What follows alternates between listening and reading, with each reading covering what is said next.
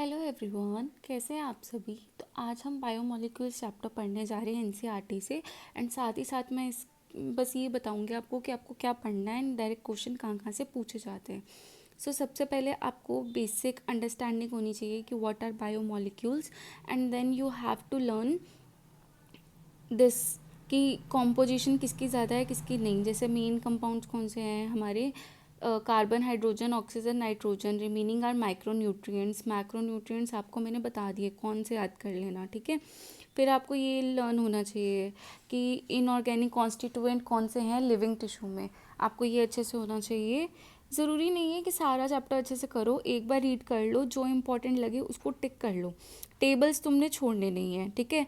Zwitter ion पढ़ लेना, इतना कुछ खास है नहीं, ठीक है। हम यहाँ से स्टार्ट करते हैं। Amino acids are organic compound containing amino group and an acetic group as a substituent on the same carbon.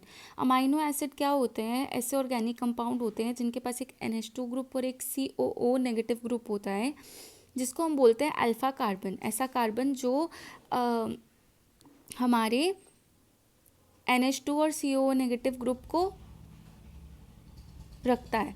Hence these are called alpha amino acid. They are substituted methane, क्योंकि यहाँ पे हमने hydrogen को substitute कर दिया है। There are 4 substituent group, और carbon के चारों हाइड्रोजन को हम सब्सटीट्यूट कर देते हैं क्योंकि कार्बन की वैलेंसी कितनी होती है 4, जिसमें से 2 तो कॉमन है कि NH2 अमाइनो ग्रुप होगा, कार्बोक्सिल ग्रुप होगा, एक R ग्रुप होगा जिसको हम चेंज करते रहते हैं, वेरिएबल ग्रुप, और एक होगा hydrogen. Based on the nature of R group there are many amino acid. Total कितने होते हैं? 20 अमाइनो एसिड्स। इस चैप्टर में ज़रूरी नहीं है मैं इसी चैप्टर के क्वेश्चंस करवाऊँ, जो मैं बोलती हूँ उसको अच्छे से सुनना। एंड हमें कोडोन्स कितने मिलते हैं? 64। बट 20 अमाइनो एसिड के लिए कितने कोडोन्स कोड करते हैं? हमेशा याद रखना 61, नेवर 64। ऐसा क्यों? क्योंकि उसमें से 3 तो हैं जो स्टॉप कोडोन होते हैं। जस्ट 61 कोडोन ऐसे होते हैं जो अमाइनो एसिड के लिए कोड करते हैं। Chemical and physical property of amino acid are essential of the amino carboxyl R functional group। जो अमाइनो एसिड की प्रॉपर्टीज़ होती हैं वो किस पे डिपेंड करती है? इसकी कॉन्स्टिट्यूएंट ग्रुप पे। Based on number of amino and carboxyl group, ये एसिडिक भी हो सकते हैं, बेसिक भी हो सकते हैं, न्यूट्रल भी हो सकते हैं। एसिडिक में एग्जाम्पल लर्न करना है, ग्लूटामिक एसिड, एस्पारेटिक एसिड भी आप वहाँ पे ऐड कर लेना। बेसिक में होता है आर्जिनिन और लाइसिन, एंड न्यूट्रल में वेलाइन और ग्लाइसिन वगैरह भी हो सकता है। Similarly there are aromatic amino acid. ये क्वेश्चन है, अच्छे से याद करना। आई थिंक KVS या NVS का है। टायरोसिन, फिनाइलएलानिन, ट्रिप्टोफैन, ये 3 याद रखना। Tyrosine, phenylalanine, tryptophan. A particular property of amino acid is the ionizable nature of NH2 and COH group, hence in solution of different pH the structure of amino acid changes।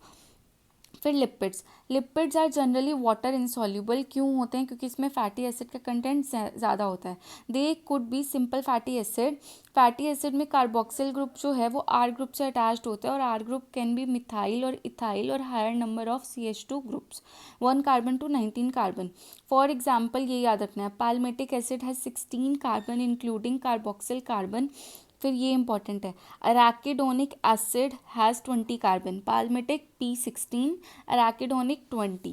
Fatty acid could be saturated वो होते हैं जिसमें कोई भी double bond नहीं होता, और unsaturated वो होते हैं जिसमें डबल बॉन्ड होता है। अब डबल बॉन्ड होने का रीज़न क्या होता है कि वो हल्की सी किंक प्रोड्यूस कर देते हैं, जिससे उनकी पैकिंग जो है वो स्मूथ होती है in comparison to saturated.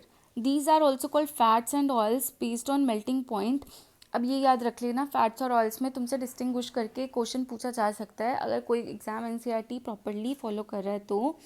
Oils have lower melting point, gingelly oil hence remain as oil in water. Then we have some lipid have phosphorus and a phosphorylated organic compound in them. These are phospholipid। ये कहाँ पे पाए जाते हैं? Cell membrane में। इसका main example क्या है? लेसिथिन।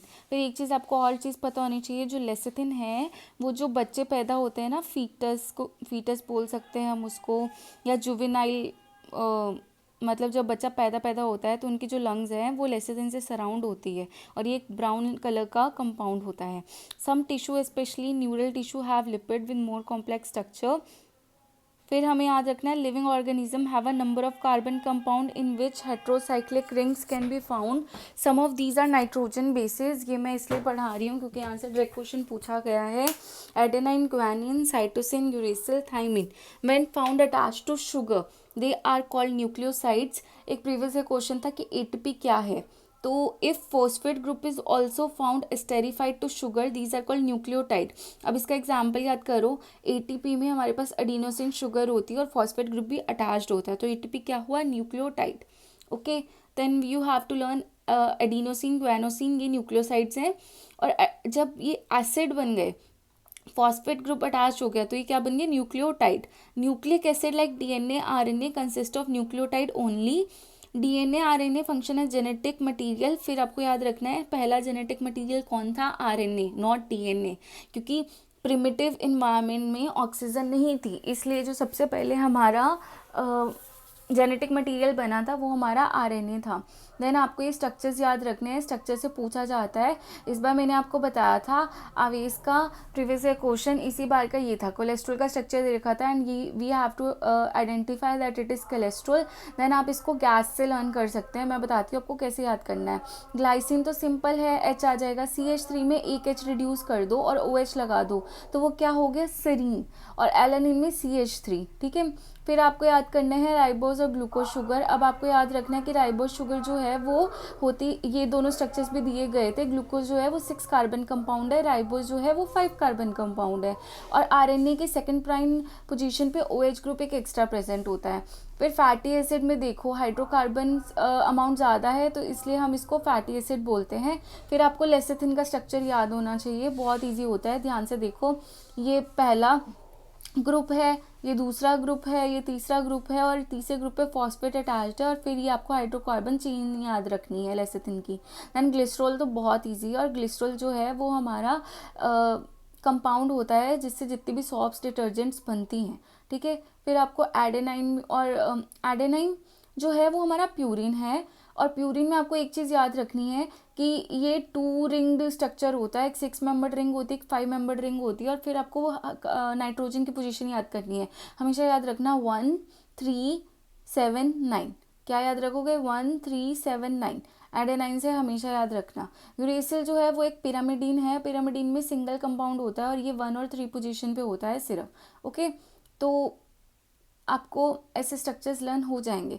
फिर सेकेंडरी मेटाबोलाइट और प्राइमरी मेटाबोलाइट्स में ये टेबल बहुत अच्छे से याद कर लेना, इस टेबल से बहुत क्वेश्चंस होते हैं, बट मैं इकोनॉमिक बॉटनी आपको अलग से पढ़ाऊंगी तो मैं अभी इस पर इतना फोकस नहीं कर रही हूँ।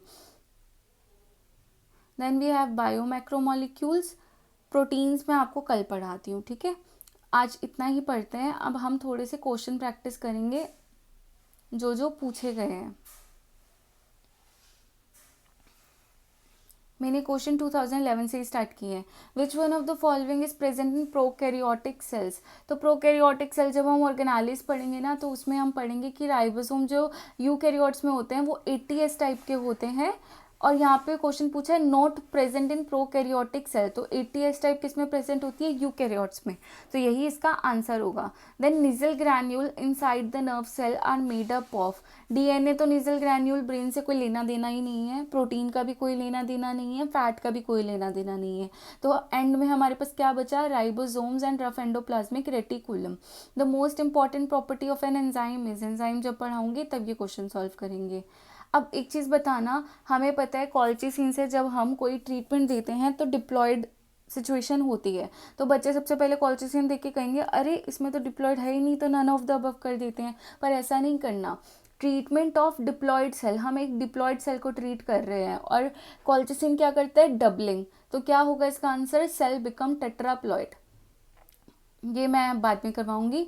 अब ATP, अब आप बताओ क्या होगा, मैंने अभी पढ़ाया ना, इसमें फॉस्फेट भी है, इसमें एडिनोसाइन शुगर भी है, तो ये क्या होगा, न्यूक्लियोटाइड। फिर ये भी मैं आपको बाद में करवाऊंगी। In cell Robert Brown discovered, Robert Brown ने सबसे पहले क्या डिस्कवर्ड किया था, न्यूक्लियस को। ये आपका चैप्टर 8 है, वो मैं आपको रिवाइज करवाऊंगी। Which of the following can be used in body without digestion. देखो माल्टोज की भी डाइजेशन होती है, मैंने डाइजेशन आपको जल्दी जल्दी में रिवाइज करवा रखा है। मिल्क की भी डाइजेशन होती है क्योंकि रेनिन प्रोटीन इस पे काम करता है, केसीन प्रोटीन होता है, और ट्राइग्लिसराइड की भी डाइजेशन होती है। तो कौन सी चीज़ ऐसी है जिसकी डाइजेशन नहीं होती, उसको हम बोलते हैं वाइटामिन्स। ये जितने भी क्वेश्चन हैं ये डायरेक्ट एनसीईआरटी से आए हुए क्वेश्चन है। In which of the following DNA is not present. Ribosome में प्रेजेंट नहीं होता, बैक्टीरिया में प्रेजेंट होता है, येस। क्लोरोप्लास्ट और माइटोकॉन्ड्रिया में खुद का डीएनए होता है, इसलिए हम इसको बोलते हैं सेमी ऑटोनोमस ऑर्गेनालिस। तो कौन बचा, ribosomes. Then in germinating oil beta oxidation of free fatty acid takes place in glyoxysome. Glyoxylate cycle मैं डिटेल करूंगी। The ribosome in human mitochondria. अब ह्यूमन माइटोकॉन्ड्रिया में प्रोकैरियोटिक टाइप होता है, तो इसमें कैसा होगा, 70S टाइप। कैसा होगा, 70S type. Eight which position does nitrogen occur in pyrimidine ring. मैंने अभी अभी तुम्हें स्ट्रक्चर पढ़ाते वक्त बताया था, 1379 1379। Nasal granules are made up of RNA and ribosomes. This question is repeated so much times in HTET. So that's all for today. Hope you like this video. Please like, share, subscribe my channel.